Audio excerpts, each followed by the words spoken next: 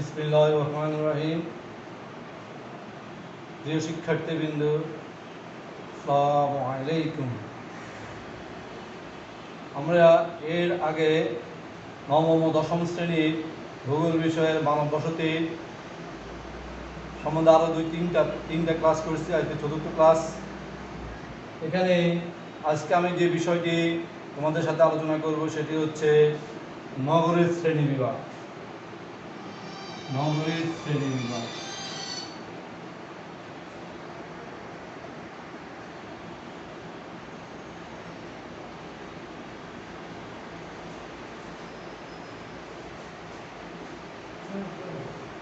নগরের শ্রেণীবিভাগ ভূগোল বিজ্ঞান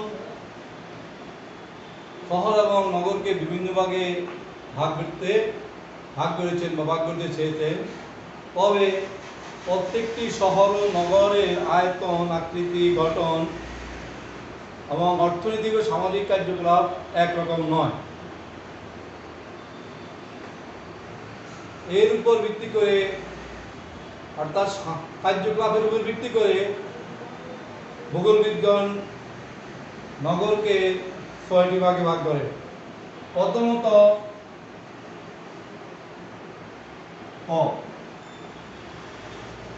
সামরিক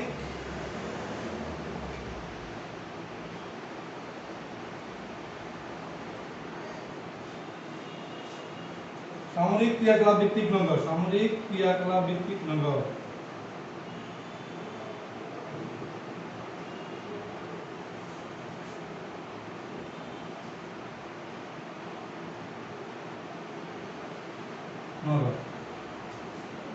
নম্বর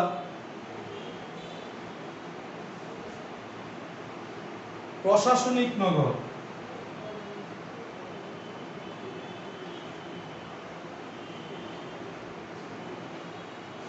প্রশাসনিক নগর। ৩ নম্বর শিল্পভিত্তিক নগর।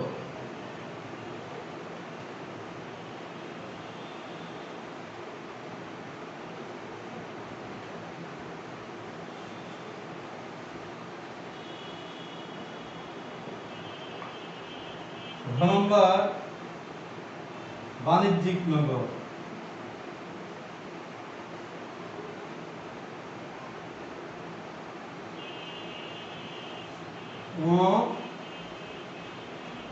সাংস্কৃতিক ক্রিয়াকলাপ ভিত্তিক নগর।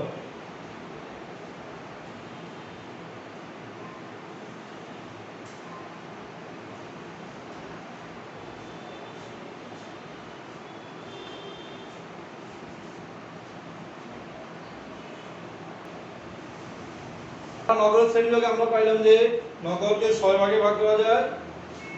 একটা সামরিক ক্রিয়াকলাপ ভিত্তিক নগর, প্রশাসনিক নগর, শিল্পভিত্তিক নগর, বাণিজ্যিক নগর,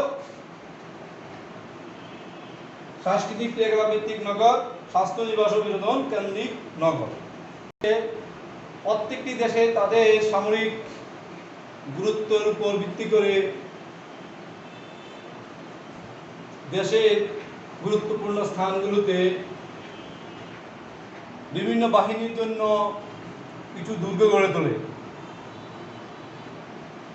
এই দুর্গগুলো হলো সামরিক শক্তির প্রাণ কেন্দ্র এবং এর উপর ভিত্তি করে এর আশেপাশে নগর গড়ে ওঠে। যেমন আমাদের বাংলাদেশের ময়নামতি সামরিক কেন্দ্রের সেনানিবাসের আশেপাশে যে শহর গড়ে ওঠে এটা ময়নামতি ক্যান্টনমেন্টের উপর ভিত্তি করে গড়ে ওঠে। তারপর ভারতের আগ্রা, লন্ডনের এডিনবরা, আর মার্কিন যুক্তরাষ্ট্রের পেন্টাগন এই ধরনের সামরিক ক্রিয়াকলাপ ভিত্তিক নগর। তাহলে আমরা সামরিক ক্রিয়াকলাপ ভিত্তিক নগর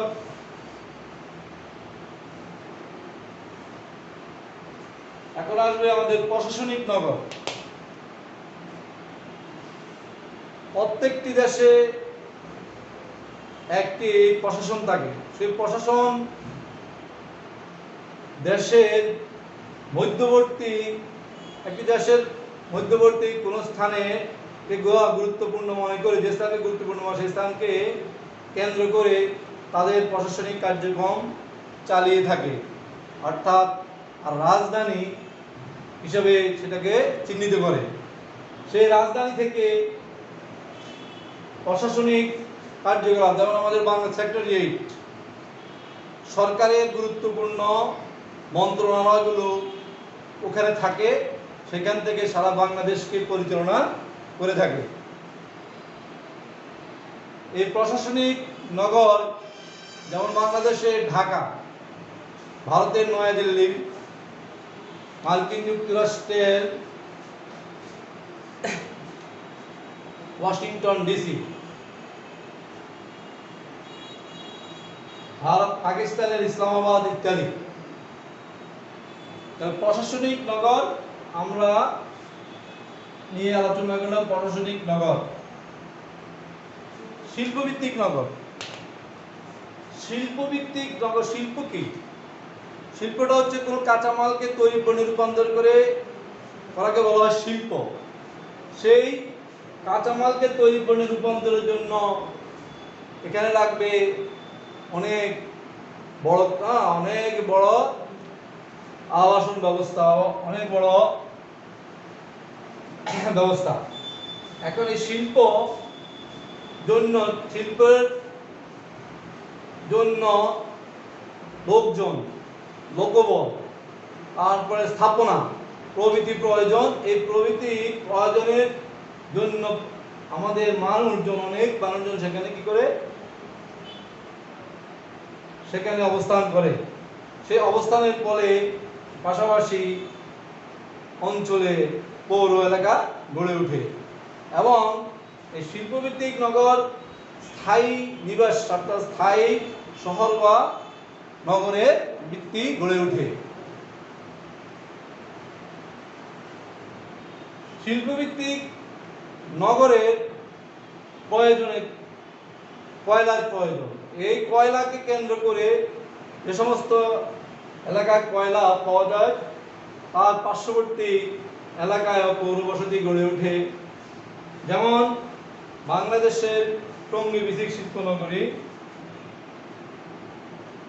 ভারতের রানীগঞ্জ, তার মার্কিন যুক্তরাষ্ট্রের পেনসিলভেনিয়া ইত্যাদি শিল্পভিত্তিক নগর।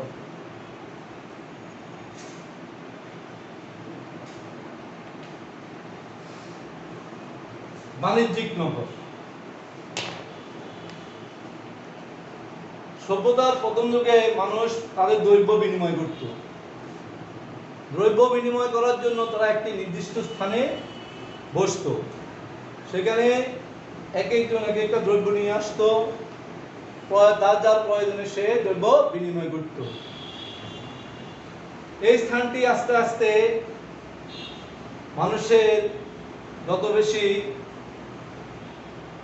আনাগোনা চলতে থাকে, যত বেশি মানুষ আসতে থাকে, আস্তে আস্তে জায়গাটি বাণিজ্যিক নগরে পরিণত হয়। বিশেষত যে সমস্ত এলাকাগুলো কোনো রাস্তার মিলনস্থল, চৌরাস্তা বা তিন রাস্তা,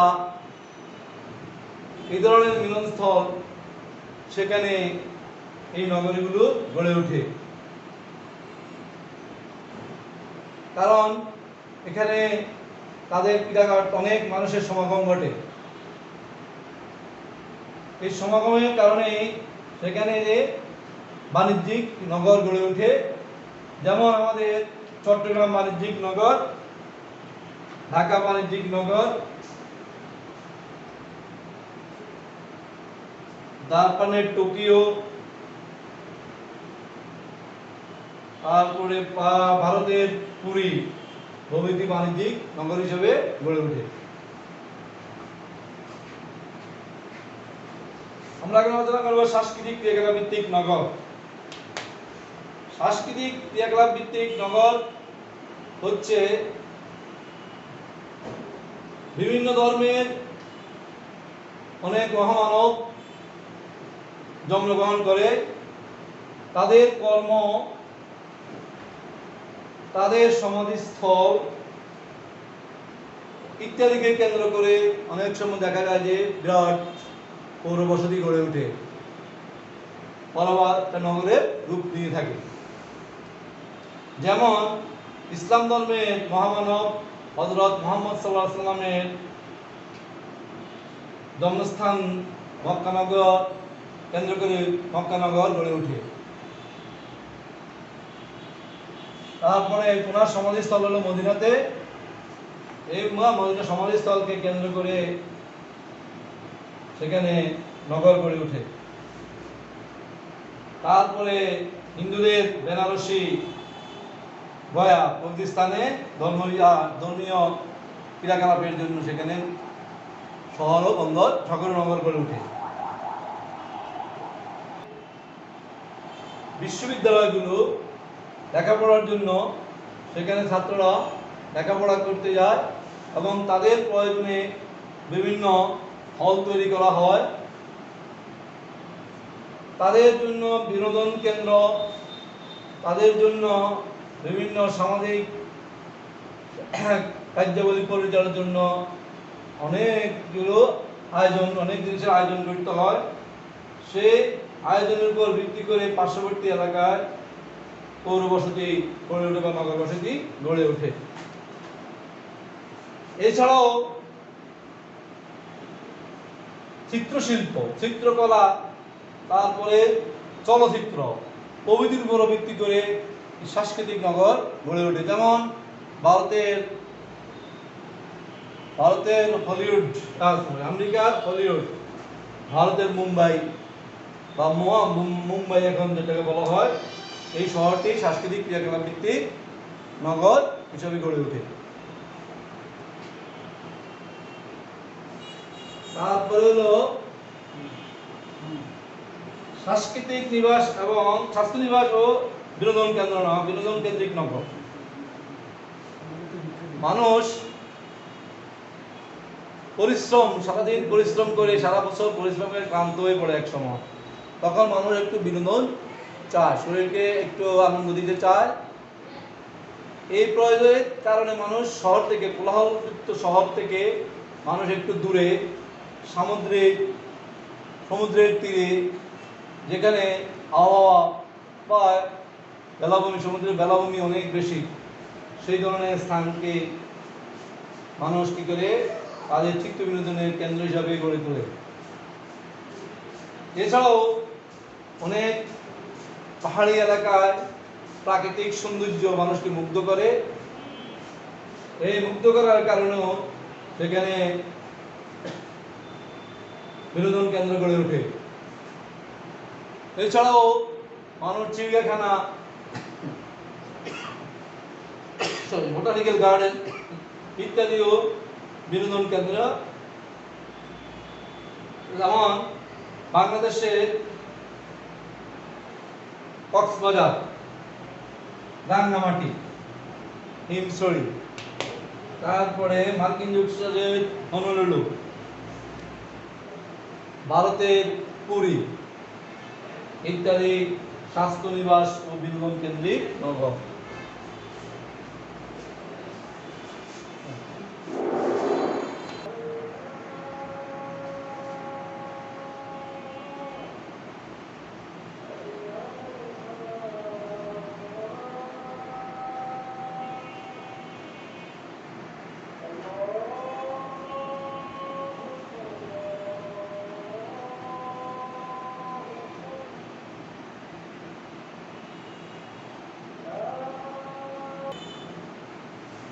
শিক্ষার্থীবৃন্দ, এখন আমরা নগরায়নের প্রভাব নিয়ে আলোচনা করব।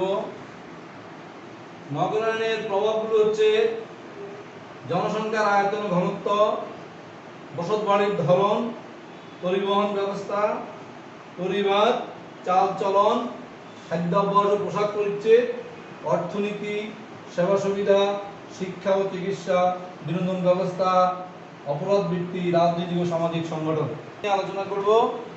জনসংখ্যার আয়তন ও ঘনত্ব একটি পৌর বা নগরে কমপক্ষে 5,000 লোক সংখ্যা থাকতে হবে এবং জনসংখ্যার ঘনত্ব হতে হবে প্রতি বর্গ কিলোমিটারে 1500 জন, তাহলে সেটা হবে নগর। কিন্তু এটা আসলে বাধ্যতামূলক নয়, অনেক ক্ষেত্রে এর কম বেশি হতে পারে। আর বসতবাড়ির ধরন, বসতবাড়ি বলতে আমরা যেখানে বসবাস করি সেটা হলো বসতবাড়ি।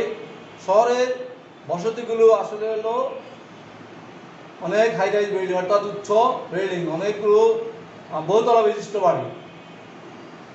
এর ফলে অল্প জায়গার অধিক সংখ্যক লোকের থাকার ব্যবস্থা হয় এবং এতে জায়গার যে অসুবিধাটা সেটা অনেকটা দূরীভূত হয়। যেমন আমরা একটা বিল্ডিং, ঢাকা শহরের আরেকটা হাই রাইজ 10 তলা একটা বিল্ডিং, সেখানে যদি আমি চিন্তা করি প্রতিটি ফ্লোরে 3টা ফ্ল্যাট, তাহলে 10 তলা বিল্ডিংয়ে 3 10 30টা ফ্ল্যাট, 30টা ফ্ল্যাটে 30টি পরিবার বসবাস করে, অর্থাৎ গ্রামে 2-3টা বাড়ির লোকজন সেখানে অবস্থান করে। তাহলে শহরের বসতবাড়িগুলো হলো বহুতল বিশিষ্ট অট্টালিকা। পরিবহন ব্যবস্থা শহরের জন্য একটি খুবই গুরুত্বপূর্ণ।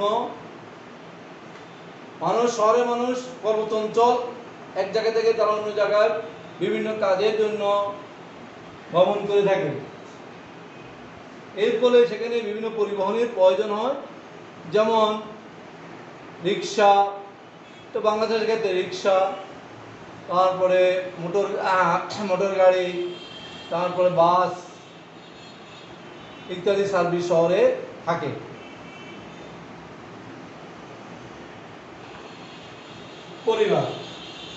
পরিবার হচ্ছে একটি সামাজিক সংগঠন এবং প্রাথমিক সামাজিক সংগঠন।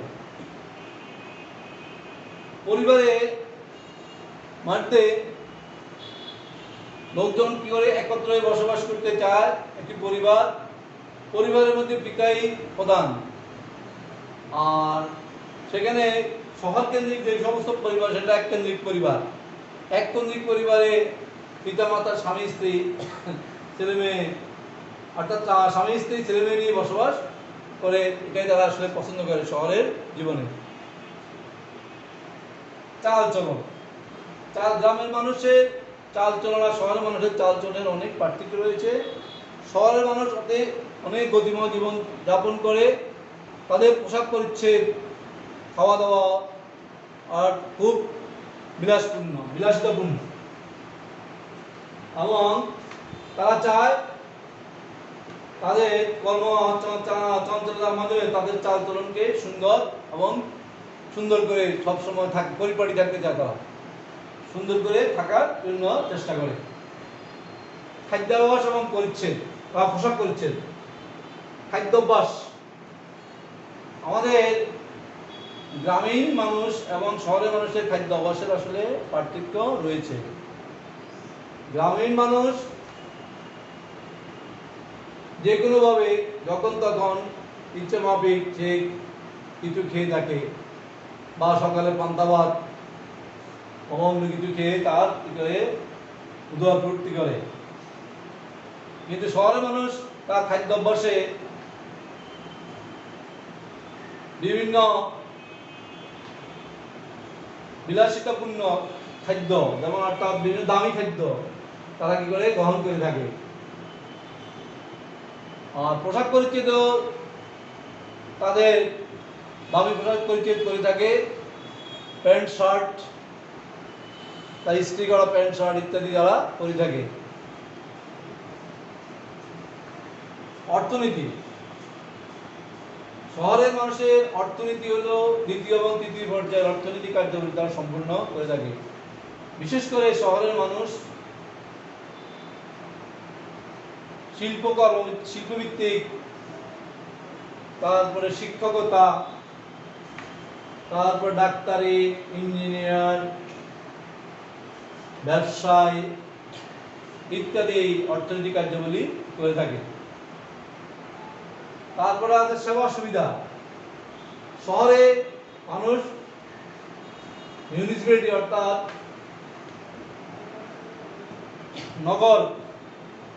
নগর যে সংস্থা আছে, নগরের সংস্থা থেকে তারা বিভিন্ন সুযোগ সুবিধা পেয়ে থাকে, যেমন বিদ্যুৎ, পানি, গ্যাস,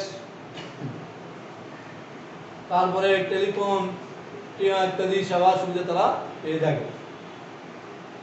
শিক্ষা ও চিকিৎসা। শহরে শিক্ষা এবং চিকিৎসার জন্য মানুষ অনেকে শহরে বাস করে। শিক্ষা এবং চিকিৎসার জন্য আসলে শহরেই সবচেয়ে ভালো। সেখানে বিভিন্ন বিশ্ববিদ্যালয়, ভালো ভালো বিশ্ববিদ্যালয়, কলেজগুলো আসলে শহর কেন্দ্রিক, এবং চিকিৎসা ব্যবস্থাও আসলে শহরেই ভালো ব্যবস্থা, চিকিৎসার ভালো ব্যবস্থা শহরে গড়ে উঠেছে।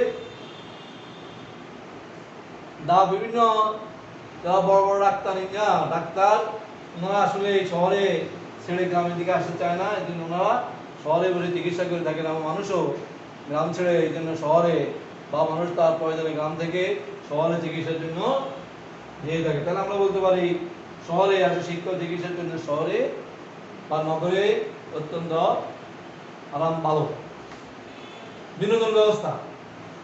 শহরের কর্মক্লান্ত মানুষের জন্য মিউনিসিপ্যালিটি অর্থাৎ নগর সংস্থাগুলো বিভিন্ন ধরনের বিনোদনের ব্যবস্থা করে থাকে, যেমন চিড়িয়াখানা করে থাকে, চিড়িয়াখানা, বোটানিক্যাল গার্ডেন, তারপরে বিভিন্ন লেক, কৃত্রিম লেক ইত্যাদি তৈরি করে মানুষের বিনোদনের ব্যবস্থা করে থাকে। অপরাধ বৃত্তি। শহরে অপরাধ বৃত্তি বেশি হয়ে থাকে। শহরে মানুষ একে অপরকে খুবই কমই জানে, চিনে, শুনে। এই জন্য অপরাধীরা তাদের অপরাধ করে তাড়াতাড়ি পার হতে পারে। এই জন্য শহরে চুরি, ডাকাতি, রাহাজানি, বিভিন্ন অপরাধ বেশি সংগঠিত হয়। রাজনৈতিক ও সামাজিক সংগঠন। যেহেতু নগর সেখানে প্রশাসনিক কেন্দ্র, তাই সেখানে বিভিন্ন রাজনৈতিক দলগুলো তাদের অফিস স্থাপন করে থাকে এবং বিভিন্ন কর্মসূচি প্রদান করে থাকে। এই জন্য দেখা যায় যে বিভিন্ন রাজনৈতিক আন্দোলনের সময় শহরে বেশি হট্টগোল হয়ে থাকে বা শহরে বেশি সমস্যার সৃষ্টি হয়, কারণ রাজনৈতিক দলগুলো তাদের কার্যকলাপ শহর কেন্দ্রিক করে থাকে। সামাজিক সংগঠন। বিভিন্ন সামাজিক সংগঠন গুলোও তাদের বিভিন্ন কার্যক্রম শহরের কেন্দ্রিক গড়ে তোলে। এভাবে রাজনৈতিক ও সামাজিক সংগঠনগুলো আসলে শহর কেন্দ্রিকে বেশিরভাগ গড়ে উঠেছে, যেটা গ্রামে কমই দেখা যায়। তাহলে আজকে আমাদের নগরায়নের প্রভাব বিষয়গুলো এখন আমি আলোচনা করলাম। তাহলে তোমরা বিষয়গুলো দেখবে, মনোযোগ সহকারে পড়বে। এই বলে আমি আমার আজকে আলোচ্য বিষয় সম্পর্কে যদি তোমাদের মতামত থাকে আমাকে জানাবে। এই বলে আজ আর নয়, এই বলে আমি আমার বক্তব্য, আমার পাঠ শেষ করলাম। ধন্যবাদ।